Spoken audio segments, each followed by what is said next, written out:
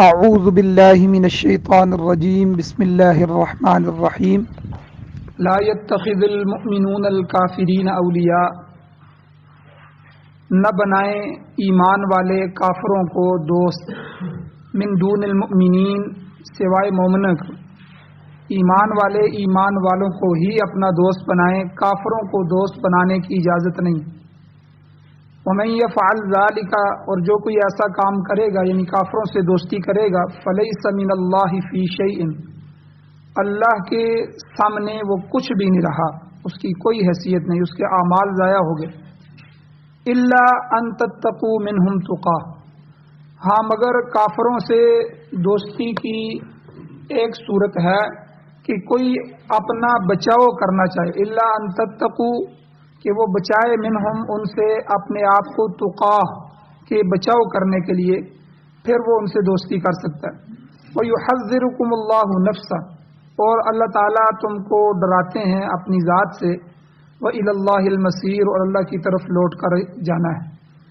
قل، آپ اے نبی ان سے فرما دیجئے کہ ان تخفوا ما فی صدورکم، اگر تم چھپا لو جو کچھ تمہارے سینوں میں ہے، او تبدوہ، یا اس کو ظاہر کر دو، یعلمہ اللہ، اللہ تعالیٰ اس کو جاننے والا ہے۔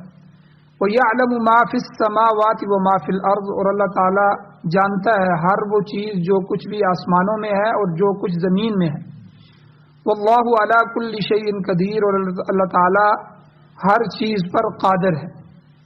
یوم تجد کل نفس، جس دن پا لے گا ہر نفس، ہر آدمی، ما عملت من خیر، جو بھی اس نے عمل کیا نیکی میں سے، محضرہ، اپنے سامنے حاضر، وما عملت من سوء، اور اس کو بھی پا لے گا جو اس نے عمل کیا ہوگا برائی سے۔ اور تودو، اس دن وہ بری اعمال کرنے والا، برائی کرنے والا، وہ پسند کرے گا، لو ان بینہا و بینہ، ہائے کاش کہ بے شک اس کے درمیان اور اس کی برائی کے درمیان، امدم بعیدہ، ایک لمبی دوری پیدا ہو جائے، ایک لمبا فاصلہ پیدا ہو جائے۔ وَيُحَذِّرُكُمُ اللَّهُ نَفْسَهُ، اور اللہ تعالیٰ تم کو اپنی ذات سے ڈراتے ہیں۔ وَاللَّهُ رَءُوفٌ بِالْعِبَادِ، اور اللہ تعالیٰ اپنے بندوں پر مہربان ہے۔ سورہ آل عمران کی 28، 29 اور 30 نمبر 3 آیتیں کل کے درس میں بھی بیان ہوئیں، آپ نے ترجمہ سنا، کچھ تفسیر کل اس کی بیان ہو چکی ہے۔ آج کے درس میں کہ ایمان والوں کو کافروں کے ساتھ دوست بنانے اور ان کے ساتھ تعلق رکھنے، ان کے ساتھ اچھے طریقے سے پیش آنے سے منع فرما دیا گیا، کیونکہ کافر اللہ کا دشمن ہے اور اللہ کے رسول کا اور اللہ کے نبی کے پروگرام کا دشمن ہے، اس لیے اس سے دوستی منع۔ لیکن ایک اشکال پیدا ہوتا ہے کہ ایک طرف تو قرآن منع کر رہا ہے اور دوسری طرف حضور علیہ الصلوۃ والسلام کی اخلاق مبارکہ ہیں کہ کافروں کے ساتھ حضور بڑے اچھے طریقے سے پیش آتے رہے، ان کے کئی وفد آئے، تو یہ ایک شک پیدا ہوا، اشکال پیدا ہوا۔ تو اس کا جواب دیتے ہوئے کل بات چل رہی تھی کہ مولانا اشرف علی تھانوی رحمۃ اللہ علیہ فرماتے ہیں کہ دوستی کی 3 قسمیں ہیں، موالات اور مدارات، مواسات۔ موالات کہتے ہیں دلی لگاؤ، دل کا تعلق، اور محبت کا یہ اعلیٰ درجہ ہے موالات۔ اور دوسری قسم مدارات ہے۔ یہ جو پہلا درجہ ہے موالات، یہ کسی بھی صورت میں کسی بھی کافر کے ساتھ جائز نہیں۔ دلی لگاؤ، ان سے دلی محبت ہو جائے، یہ نہ محبت یہودیوں سے جائز ہے، نہ نصرانیوں سے، نہ مجوسیوں سے، نہ ہندوؤں سے، کسی سے بھی، نہ ہی مشرکین میں سے کسی شرک کرنے والے سے، یہ دلی لگاؤ تو کسی سے جائز نہیں ہے، پہلی قسم، یہاں یہی منع کیا گیا ہے۔ اور اگر کوئی مومن آدمی اس قسم کی دوستی غیر مسلم سے کرے گا تو اپنے دین کے زوال کا باعث بنے گا، اس کا دین ضائع ہو جائے گا۔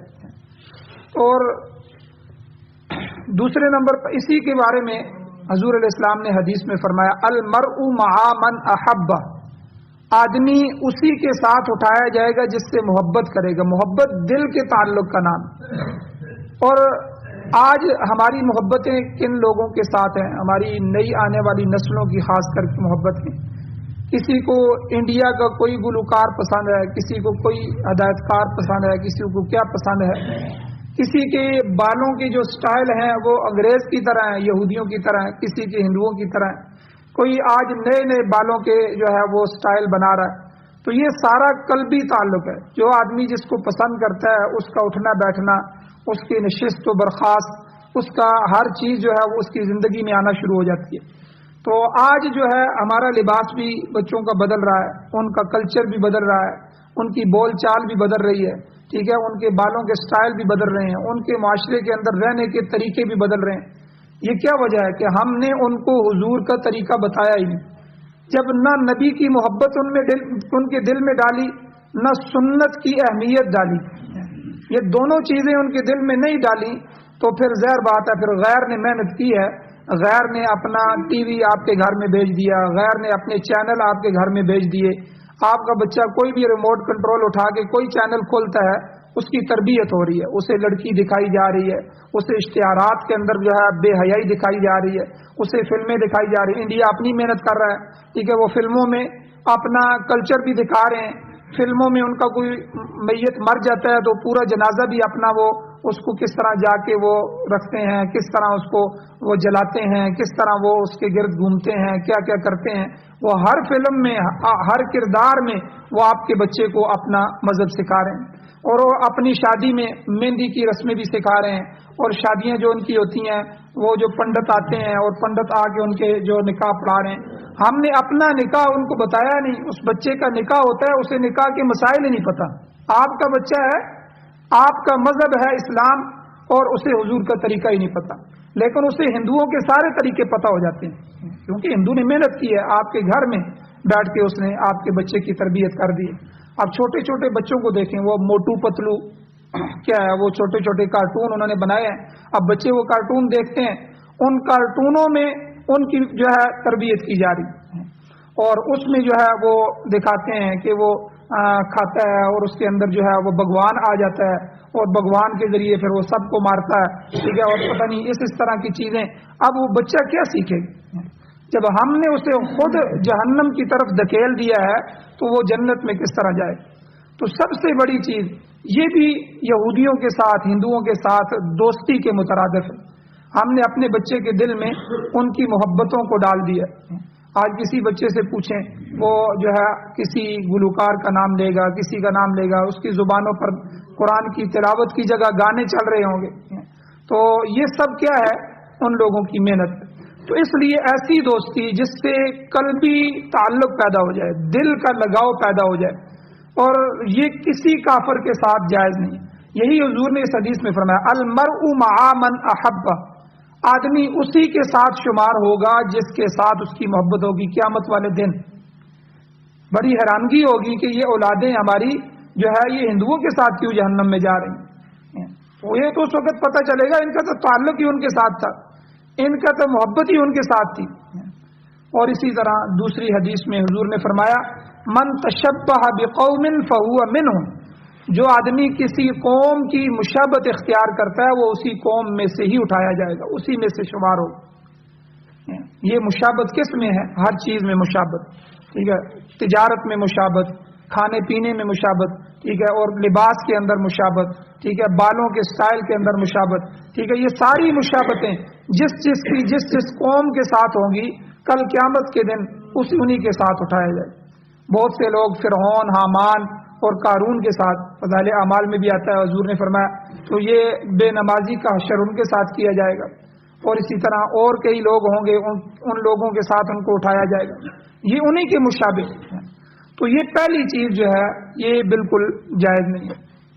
دوسری چیز مدارات ہے، یہ مدارات جہاں یعنی خوش اخلاقی کا تعلق ہے، اس کی اجازت ہے۔ موالات تو بالکل جائز نہیں، مدارات کی یعنی خوش اخلاقی کا تعلق بھئی کافروں کے ساتھ خوش اخلاقی سے ہو، لیکن اس کی اجازت بھی اس وقت ہے لیکن جہاں ضرر سے بچنا مقصود ہو، غیر مسلموں کا غلبہ ہو اور ان غلبے میں کچھ مسلمان رہ رہے ہوں اور ان کو یہ خطرہ ہو کہ وہ ان کو ایذا پہنچائیں گے، تکلیف پہنچائیں گے۔ آج کل ہندوستان میں، انڈیا میں یہی تعلق چل رہا ہے کہ وہ مسلمانوں کو محلوں میں مار رہے ہیں، وہ کھڑے ہو کے جو ہے جہاد دیکھتے ہیں تو ان پر بڑے حالات تنگ ہیں بیچاروں پر۔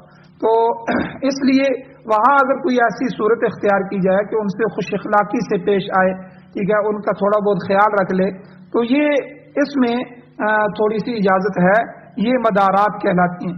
اور یہ بھی اس صورت میں کہ جس میں ان کو نقصان پہنچنے کا جو خطرہ ہے وہ بدرجہ اتم موجود ہو، کہ واقعی ہمیں خطرہ ہو سکتا ہے۔ صرف وہم کی وجہ سے جی مدارات بھی درست نہیں ہے۔ یہ دوسرے نمبر والی چیز بھی، خالی وہم ہو سکتا ہے یہ کل مجھے نقصان دے، وہم ہو تو خالی وہم کی وجہ سے یہ بھی ہے۔ یہاں ایک اعتراض کرتے ہیں شیعہ روافض، وہ کہتے ہیں دیکھو تم ہمیں کہتے ہو ہم تقیہ کرتے ہیں، تقیہ تو یہ بھی تو تقیہ ہے تم جو کہہ رہے ہو کہ ان سے اپنی جان بچانے کے لیے ان کے ساتھ دل سے جو ہے محبت نہ ہو، اوپر اوپر سے خوش اخلاقی کے ساتھ پیش آیا جائے تاکہ وہ تمہیں ضرر نہ دے سکیں۔ تو یاد رکھیں اس کا جواب علماء نے یہ دیا ہے کہ مدارات کے اندر اور شیعوں کے تقیے کے اندر بہت بڑا فرق ہے۔ شیعوں کے نزدیک تسعۃ اعشار دین فی التقیہ، یعنی وہ کہتے ہیں ہمارے پورے کے پورے دین کے 9 حصے دین تقیہ ہے، یعنی شیعہ کا 9 حصے دین، 10 میں سے 9 حصے دین تقیہ ہے اور 1 حصہ باقی ظاہر ہم کرتے ہیں، یعنی وہ ہر حالت میں تقیے کے قائل ہیں۔ وہ دین کو دوسروں کے سامنے چھپاتے ہیں جو کہ غلط عقیدہ ہے اور ایک قسم کا نفاق ہے، منافقت اسے ہی کہتے ہیں، اپنے دین کو چھپایا جائے۔ تو مدارات میں اور شیعوں کے تقیے میں زمین و آسمان کا فرق ہے۔ تو بہرحال مدارات کی ایک قسم تو یہ ہے کہ ضرر سے بچنے کے لیے ان سے خوش اخلاقی سے پیش آئے۔ دوسری قسم مدارات کی یہ ہے کہ کافر کے فائدے کے پیش نظر اس سے خوش اخلاقی سے پیش آئیں۔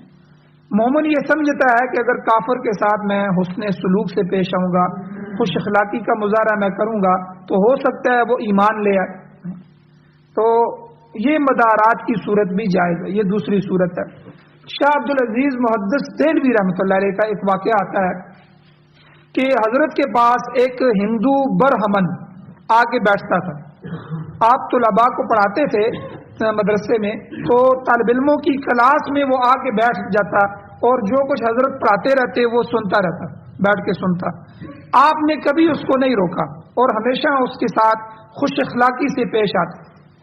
اور جب آپ کا آخری وقت آیا، آپ دنیا سے تشریف لے جانے لگے، تو آپ نے شاہ اسحاق رحمہ اللہ کو وصیت فرمائی کہ اس برہمن کا خیال رکھنا، اس کو ڈانٹ ڈپٹ نہ کرنا اور اس کو اپنے درس سے نہ نکالنا۔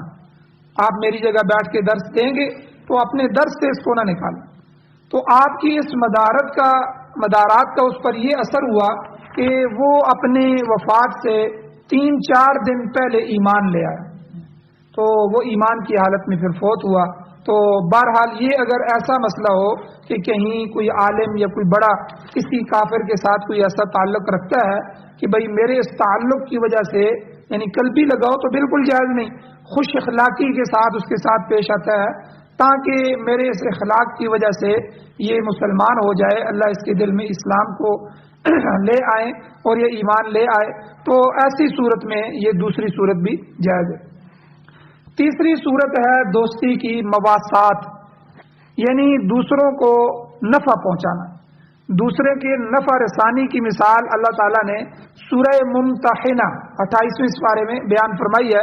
اللہ کہتے ہیں ان کافروں کو نفع پہنچانا جائز ہے جو مسلمانوں کے ماتحت رہ رہے ہوں، جزیہ ادا کر رہے ہوں، خود امن اور امان کی زندگی بسر کرنا چاہیں، مسلمانوں کے ساتھ نہ لڑائی پر آمادہ ہوں نہ ان کے خلاف سازشوں میں ملوث ہوں۔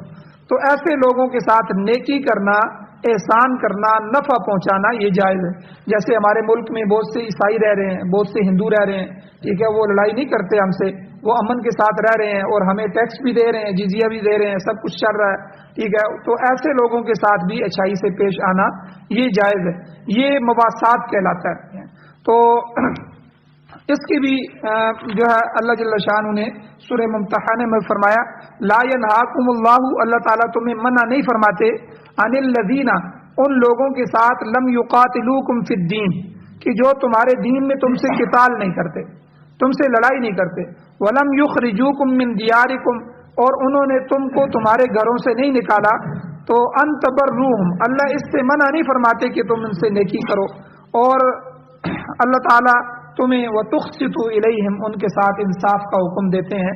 تو بہرحال ایسے کافر کہ جو تمہارے ماتحت رہ رہے ہوں, تو ان میں وہ نوکر چاکر بھی آ جاتے ہیں. کئی دفعہ کوئی کافر آپ کا نوکر ہے, آپ کا ڈرائیور ہے, یا اس طرح ہے, تو اس کے ساتھ بھی اچھے سلوک کیا جا سکتا ہے, کیونکہ وہ آپ کے ماتحت ہے. ہاں اگر وہ آپ کے دشمنوں سے مل جائے, سازشوں میں ملوث ہو, یا اس طرح کوئی ہو, تو پھر تو اس کے ساتھ یہ بھی جائز نہیں. تو بہرحال یہ بات واضح ہو گئی کہ کافر کے ساتھ دلی دوستی کرنا کسی صورت میں بھی جائز نہیں. اب چند ایک مسائل ہیں, فقہی مسئلے, ان کو تھوڑا سا ذہن میں رکھ لیں کہ کوئی کافر کسی مسلمان کا سرپرست نہیں ہو سکتا. یہ ایک مسئلہ ہے فقہا نے لکھا ہے. امام ابو بکر جساس رحمۃ اللہ علیہ یہ لکھتے ہیں کہ اگر کوئی شخص اسلام چھوڑ دے, اسلام کو چھوڑ کر کفر اختیار کر لے, یعنی مرتد ہو جائے, اسلام سے پھر جائے, تو اس کا جو بچہ ہے وہ اس کی سرپرستی سے نکل جائے گا, اس کی سرپرستی سے خارج ہو کر جو اس کی مسلمان ماں ہے اس کے تابع ہو جائے گا.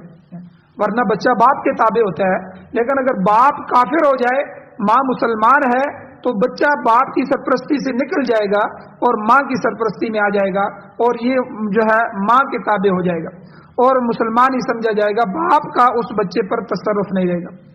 تاہم وہ میں نے پہلی صورت بتا دی ہے کہ اگر کفار نقصان پہنچانے کے در پہ ہوں تو اپنے بچاؤ کی خاطر ان سے دوستی کا اظہار کرنا درست ہے, بشرطے کہ دل مطمئن ہو.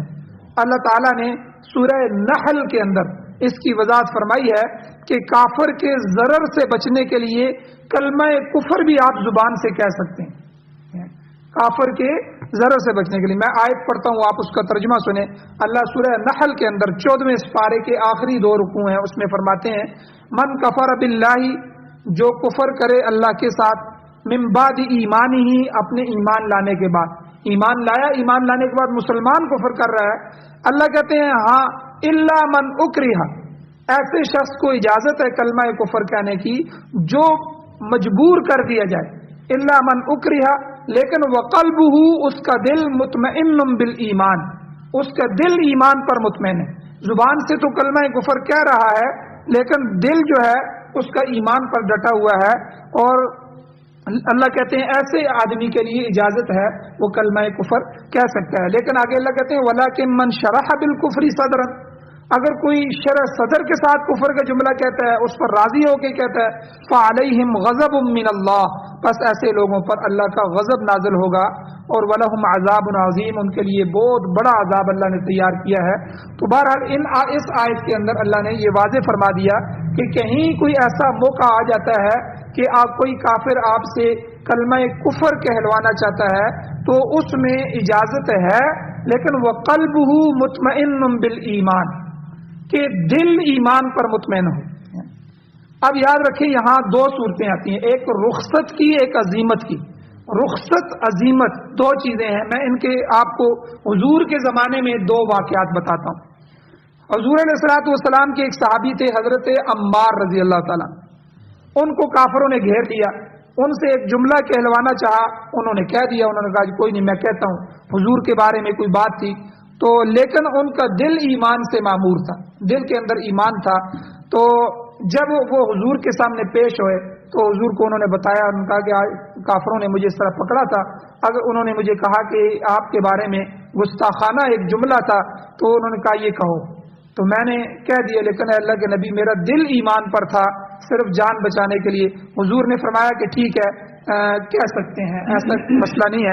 تو ایسا شخص کلمہ کفر زبان پر لانے سے جو ہے اس کی وجہ سے کافر نہیں ہوگا, کیونکہ اس کا معاملہ اللہ کے ساتھ ہے, دل کا معاملہ اللہ کے ساتھ.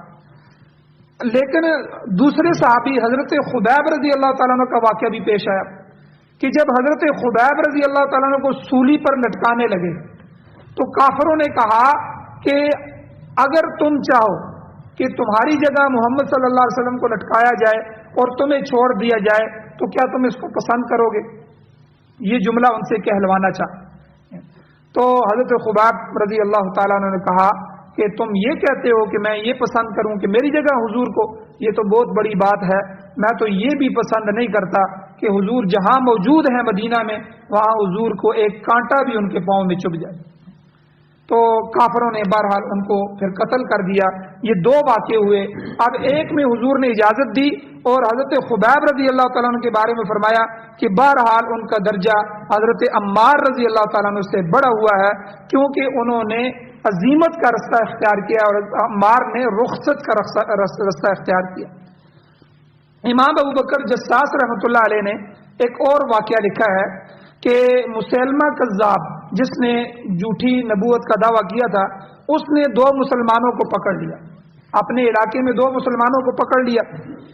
ایک سے پوچھا کہ اتشہد ان محمد الرسول اللہ، کیا تم گواہی دیتے ہو کہ حضرت محمد صلی اللہ علیہ وسلم اللہ کے رسول ہیں؟ اس شخص نے جواب دیا کہ ہاں میں گواہی دیتا ہوں کہ وہ اللہ کے رسول ہے۔ پھر اس نے کہا کہ اتشہد انی رسول اللہ، کیا تم یہ بھی گواہی دیتا ہے کہ میں بھی اللہ کا رسول ہوں؟ اپنے بارے میں پوچھا تو اس نے کہا کہ ہاں میں تمہارے بارے میں بھی گواہی دیتا ہوں کہ تم بھی اللہ کے رسول ہو۔ تو مسیلمہ کذاب نے اس شخص کو چھوڑ دیا کہ چلو یار یہ میرے بارے میں۔ پھر دوسرے آدمی کو کی طرف متوجہ ہوا، اس کو بھی یہی پوچھا کہ کیا تم گواہی دیتے ہو محمد صلی اللہ علیہ وسلم اللہ کے رسول ہے؟ اس نے کہا کہ ہاں میں گواہی دیتا ہوں۔ پھر پوچھا میرے متعلق بھی ایسی شہادت دیتے ہو؟ تو وہ شخص کہنے لگا میرے کان بہرے ہیں، مجھے سنائی نہیں دیتا، تم کیا کہہ رہے ہو، میں تمہاری بات نہیں سن سکتا۔ تو مسیلمہ کذاب نے 3-4 دفعہ اپنا سوال دہرایا، تو مگر ہر بار اس نے یہی جواب دیا کہ بھائی مجھے تمہاری یہ بات نہیں سنائی دے رہی، میں بہرا ہوں کان سے، تمہاری یہ بات نہیں۔ تو اس نے پھر اس کو شہید کر دیا۔ جب اس واقعے کی اطلاع حضور علیہ الصلوۃ والسلام کے پاس پہنچی تو آپ علیہ الصلوۃ والسلام نے فرمایا کہ ایک شخص نے رخصت سے کام لیا اور جان بچانے کے لیے ایسا کام کیا جس کی اس کو اجازت تھی، دوسرے شخص نے عزیمت سے کام لیا، اللہ تعالیٰ نے اسے بلند مقام عطا فرمایا، یعنی شہادت کا مقام عطا فرمایا۔ تو اس لیے یہ دونوں چیزیں جائز ہیں۔ تو یہاں بھی اللہ تعالیٰ نے فرمایا کہ وَيُحَذِّرُكُمُ اللَّهُ نَفْسَهُ، اللہ تعالیٰ تم کو اپنی ذات سے ڈراتا ہے۔ انسان کسی وقت مجبور ہو جاتا ہے کہ اللہ اور اس کے شخص کے درمیان کا یہ معاملہ آتا ہے، اس میں قاضی یا مفتی کا کوئی دخل نہیں ہے۔ اللہ تعالیٰ جانتا ہے اگر کوئی شخص واقعی مجبور ہو گیا ہے تو وہ معذور سمجھا جائے گا، اگر محض بہانہ بنا رہا ہے تو پھر اللہ تعالیٰ کی گرفت بھی بڑی سخت ہے۔ اس لیے انسان کو ڈرایا گیا ہے کہ یہاں ہیلا بہانہ نہیں چلے گا، تمہارا فیصلہ اس دنیا تک ہی محدود نہیں ہے بلکہ وَإِلَى اللَّهِ الْمَصِيرُ، تم نے اللہ کی طرف لوٹ کر جانا ہے، قیامت کے دن وہاں ٹھیک ٹھیک فیصلہ ہوگا۔ اور آگے اللہ کے نبی کو کہا گیا کہ قل، آپ ان کو کہیں ان تخفوا ما فی صدورکم، آپ کہہ دیجئے کہ اگر تم چھپاؤ جو تمہارے دلوں میں ہے، او تبدوہ، یا تم اس کو ظاہر کر دو، یعلمہ اللہ، اللہ تعالیٰ اس کو جانتا ہے، وَيَعْلَمُ مَا فِي السَّمَاوَاتِ وَمَا فِي الْأَرْضِ، اور اللہ تعالیٰ اس کو بھی جانتا ہے جو کچھ آسمانوں میں ہے جو کچھ زمین میں ہے، وَاللَّهُ عَلَى كُلِّ شَيْءٍ قدیر، اللہ تعالیٰ ہر چیز پر قدرت رکھتا ہے۔ مقصد یہ ہے کہ اللہ تعالیٰ کی ذات پاک سے کوئی چیز بھی پوشیدہ نہیں ہے، چاہے وہ کائنات کے کسی کونے میں بھی چیز موجود ہو، حتیٰ کہ وہ ہر شخص کے دل میں چھپی ہوئی بات سے بھی واقف ہے۔ وہ جانتا ہے کہ منافق کون ہے، جس کے دل اور زبان میں تضاد ہے، وہ اپنی منافقت سے لوگوں کو دھوکہ دے سکتا ہے، مگر اللہ تعالیٰ کو دھوکہ نہیں دے سکتا۔ اللہ اس کی نیت سے بھی واقف ہے، وہ اپنی بدنیتی اور بدعملی کی سزا ضرور اللہ کے سامنے جا کر بھگتے گا۔ آخری آیت میں اللہ نے فرمایا یوم تجد کل نفس ما عملت من خیر محضرا، قیامت کا دن آنے والا ہے جس روز ہر شخص دنیا میں کیے گئے ہر نیک عمل کو اپنے سامنے موجود پائے گا۔ قرآن پاک میں دوسرے مقام پر موجود ہے، اللہ فرماتے ہیں وَوَجَدُوا مَا عَمِلُوا حَاضِرًا، ہر اچھا اور برا عمل حاضر ہو جائے گا، لوگوں کے اعمال ان کے سامنے رکھ دیے جائیں گے، ان کے ہاتھ میں پکڑا دیے جائیں گے، وہ خود دیکھیں گے، سنیں گے، پڑھیں گے۔ اور اس طرح اللہ نے فرمایا وَمَا عَمِلَتْ مِنْ سُوءٍ، جو کوئی برائی کا کام کیا ہوگا وہ بھی سامنے آ جائے گا۔ ہر شخص اپنے اعمال کو خود دیکھے گا، برے اعمال کو دیکھے گا تو دل میں حسرت پیدا ہوگی اور افسوس کرے گا کہ کاش اس نے یہ عمل کیا ہی نہ ہوتا، اور اگر کیا ہے تو آج تودو، وہ پسند کرے گا، لو ان بینہا و بینہ امدا بعیدا، کہ اس دن اللہ کہتے ہیں وہ پسند کرے گا کاش کہ اس کی برائی اور اس کے درمیان لمبا چوڑا فاصلہ آ جائے، یعنی اس کی بدعملی اس کے قریب نہ ہوتی، مگر اس وقت اس کی آرزو اس کو کوئی فائدہ نہیں دے گی اور اسے برائی کی سزا مل کر رہے گی۔ اسی لیے اللہ تعالیٰ نے خبردار کیا کہ وَيُحَذِّرُكُمُ اللَّهُ نَفْسَهُ، اللہ تعالیٰ تم کو اپنی ذات سے ڈراتا ہے، اپنے اعمال کا محاسبہ اسی دنیا میں کر لو تاکہ قیامت کے دن حسرت اور نا امیدی کا منہ نہ دیکھنا پڑے۔ ہاں اللہ تعالیٰ بلا وجہ کسی پر زیادتی بھی نہیں کرتا، واللہ رؤوف بالعباد، وہ تو اپنے بندوں کے ساتھ شفقت کا معاملہ رکھتا ہے، مہربانی کرنے والا ہے۔ ضرورت اس بات کی ہے کہ انسان اپنے اندر ایمان کا نور پیدا کریں، اپنے مالک کی طرف رجوع کریں، چھوٹے موٹے گناہوں سے توبہ کریں اور اپنے اندر اطاعت کا جذبہ پیدا کریں، ایمان اور توحید خداوندی کی تصدیق کریں۔ اللہ تعالیٰ چھوٹی سی چھوٹی نیکی کو بھی قبول فرماتا ہے اور اس کا اجر عظیم عطا فرماتا ہے۔ بندہ خود قصوروار ہے، اللہ تعالیٰ تو نہایت ہی شفیق ہے اور رحم دل ہے، وہ اپنے بندوں سے اچھا سلوک کرنا چاہتا ہے اور اس کے لیے کوئی بڑی شرائط بھی پیش نہیں کرتا۔ انسان اپنی توجہ کا مرکز اللہ تعالیٰ کو بنا لے تو اس کی رحمت کے دروازے دنیا اور آخرت دونوں جگہ کھل جاتے ہیں۔ اللہ اتنے مہربان ہیں۔ اللہ جل شانہ سے دعا ہے اللہ ہمیں عمل کی توفیق عطا فرمائے۔ آمین۔ الحمدللہ رب العالمین والعاقبۃ للمتقین والصلاۃ والسلام علی رسولہ النبی الامی الکریم۔ اللهم ربنا آتنا فی الدنیا حسنۃ وفی الآخرۃ حسنۃ وقنا عذاب النار۔ یا اللہ ہماری کمیوں کو تائیوں کو معاف فرمائیے، یا اللہ درگزر فرمائیے، صغیرہ کبیرہ گناہوں کو معاف فرمائیے۔ یا اللہ اس قرآن و سنت کو سننے، سمجھنے، اس پر عمل کرنے، اس کی اشاعت کرنے کی توفیق عطا فرمائیے۔ پوری دنیا میں یا اللہ ہمارے ملک میں اور پوری دنیا میں قرآن و سنت کو بطور آئین، بطور دستور، بطور ضابطۂ حیات، بطور نظام اس کا نفاذ ہمیں نصیب فرمائیے۔ یا اللہ غیروں کے نظام کے اندر کب تک جیتے رہیں گے، یا اللہ ان کو ختم فرمائیے، اپنے نظام کی امارت اسلامیہ شریعہ کی بہاریں نصیب فرمائیے۔ یا اللہ جو مظلوم ہیں ان کی مدد فرمائیے، جو مقروض ہیں ان کے قرضوں کے پورا کرنے کے اسباب پیدا فرمائیے، جو بیمار ہیں ان کو شفا عطا فرمائیے، جو ایمان کی حالت سے اس دنیا سے جا چکے ہیں یا اللہ ان سب کی بخشش فرمائیے۔ صلی اللہ تعالی علی خیر خلقہ محمد وآلہ وصحبہ اجمعین برحمتک یا ارحم الراحمین۔